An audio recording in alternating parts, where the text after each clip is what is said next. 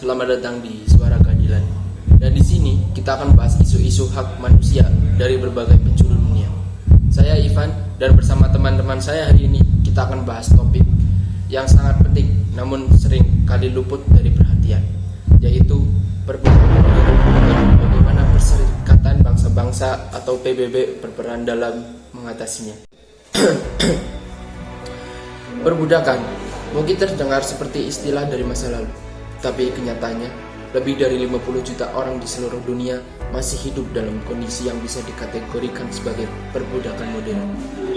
Menurut data PBB dan Organisasi Perburuhan Internasional, disingkat ILO, 2022. Apa itu perbudakan modern? Ini mencakup segala bentuk eksploitasi di mana seseorang tidak bisa menolak atau meninggalkan karena ancaman, kekerasan, paksaan, atau penipuan. Bentuknya beragam, mulai dari perdagangan manusia, kerja paksa, hingga perbudakan anak dan pernikahan paksa.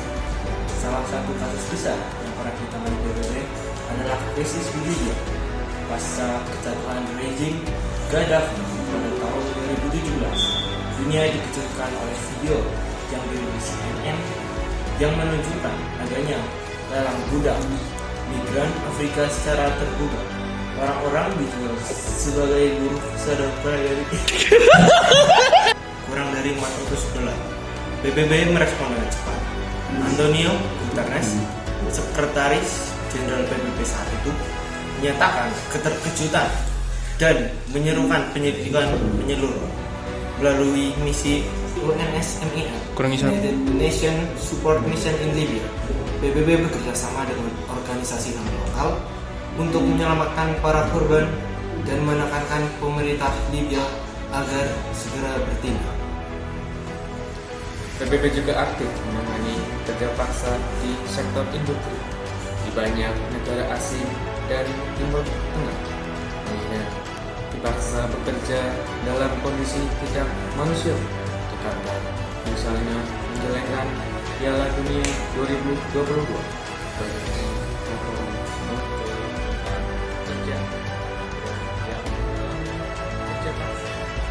Sebagai protes, ayo dan dewa langsung selesai berikan fakta sistem sebagai sistem sponsor yang memungkinkan ekspektasi. Hasilnya sejumlah religius baru diperlukan, termasuk penghapusan izin sponsor untuk berpindah kerja.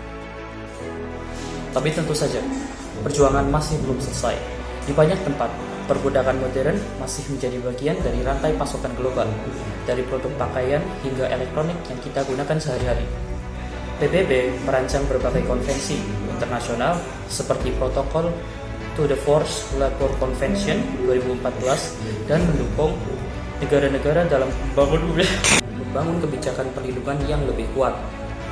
Di sisi lain, mereka juga bekerja sama dengan sektor swasta melalui inisiatif seperti UN Global Compact untuk menekan perusahaan agar lebih transparan dan bertanggung jawab. Perbudakan juga menyasar anak-anak di banyak zona konflik. Anak-anak direkrut secara paksa menjadi tentara atau pekerja. Di sini, PBB melalui UNICEF dan lembaga lainnya berperan besar dalam rehabilitasi, pendidikan, dan reintegrasi para korban ke dalam masyarakat. Teman-teman, perjuangan melawan perbudakan modern adalah perjuangan yang memerlukan keterlibatan kita semua. Tidak cukup hanya mengandalkan PBB atau pemerintah. Kita sebagai konsumen, warga dan manusia punya tanggung jawab untuk peduli, bersuara, dan bertindak. Oke, itu saja yang bisa kita sampaikan.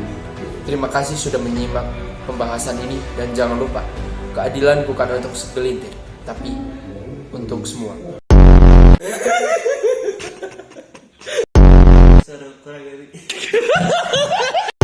Pasukan internet.